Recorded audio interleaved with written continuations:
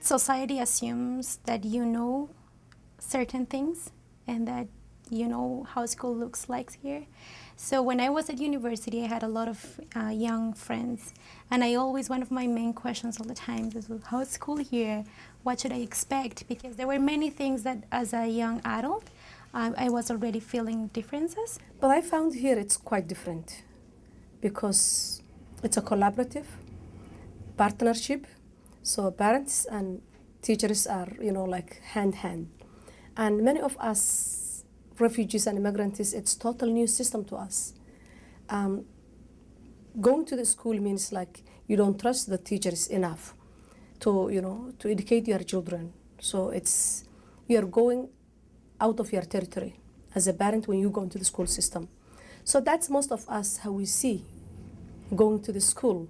The rules are the same, it's all education. The teacher is there to guide and to discipline this child. But unfortunately, the schools do not provide orientation for parents.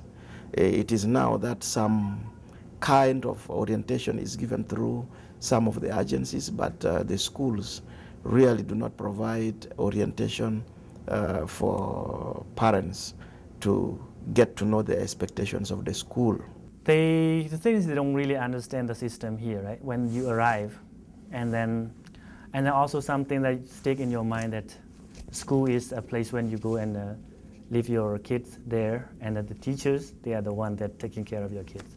So they stay this kind of thing. But they need to be educated on these kind of system here that work in here is not the same as back home, right?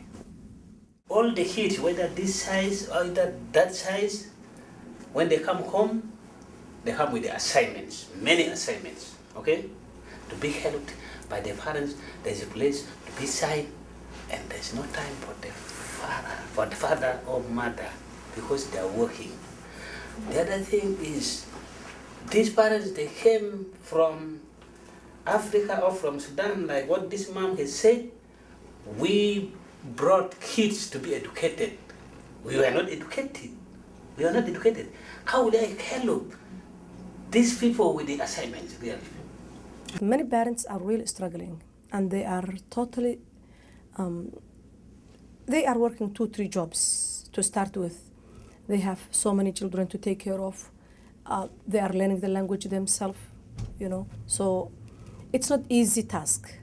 And on the top of that, they are totally scared of going into the school territory because of that authority.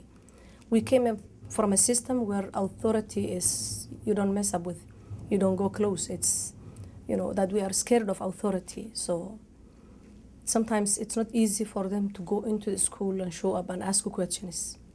And when you face the Canadian school system is the lack of information and the lack to access that information. And the fact that I can speak English and that my kids go to school where the principal is a Colombian make things easier for me. But maybe for the parents make it way more difficult. I was thinking, what if I could not speak English? Student finance, you're the one who make the drug. If you really let me go, because I failed the classes, and I'm trying to, cover all the knowledge I need, and you let me go because I failed the class, and workplace let me go because I can't even communicate with them. Where do you think I can go? Go to the street? I can go to make the easy money. So in that process, I can see there's really misunderstanding, either government or student finance. Sometimes you're here without parents. You just been migrated here because of the problems in the different countries. So if you are here also being isolated from the community, from the schools, from the jobs.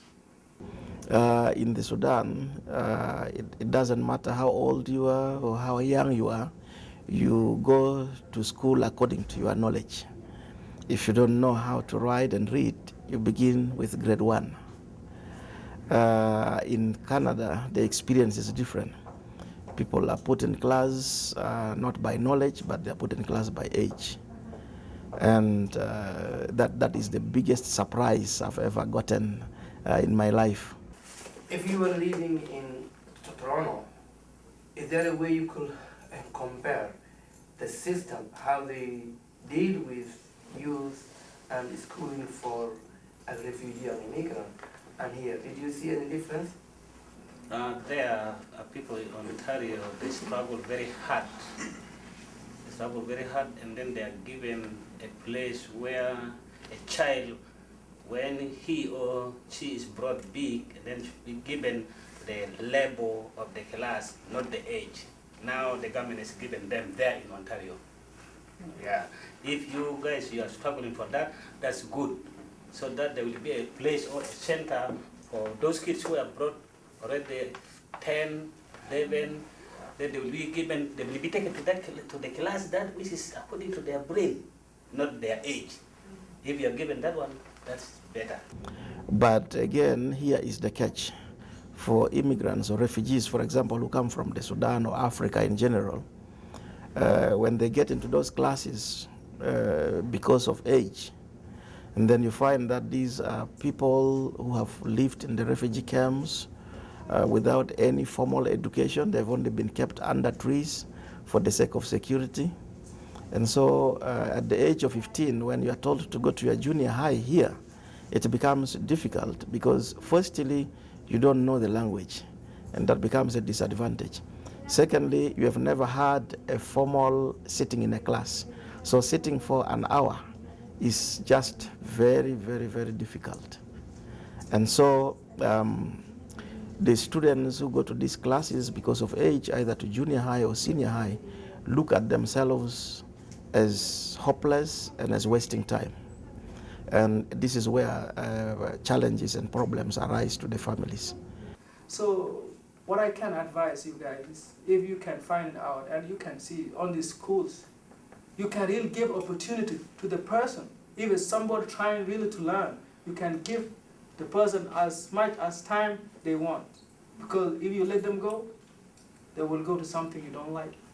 The system of education that we have in Canada and in Alberta particularly is based on the old system that was set when the first immigrants came into this country, which does not work as of now. We need some positive transformation. We need to engage people in positive and constructive discussions without emotions, so we can all address these issues and minimize some of the consequences that now so come with a lot of cost to the system. My expectation for my children, especially their future, it's big. I have big dreams for them because every parent wants their children to do well. But for us refugees, we lost everything. We lost the career we built, we lost our support system, we lost our land. So our future is in our children. So we expect them to do well. So because if anything goes wrong, if anything happens to me, then they have to be able to support themselves and do well in life. That is the ultimate goal for me, and I think for every parent.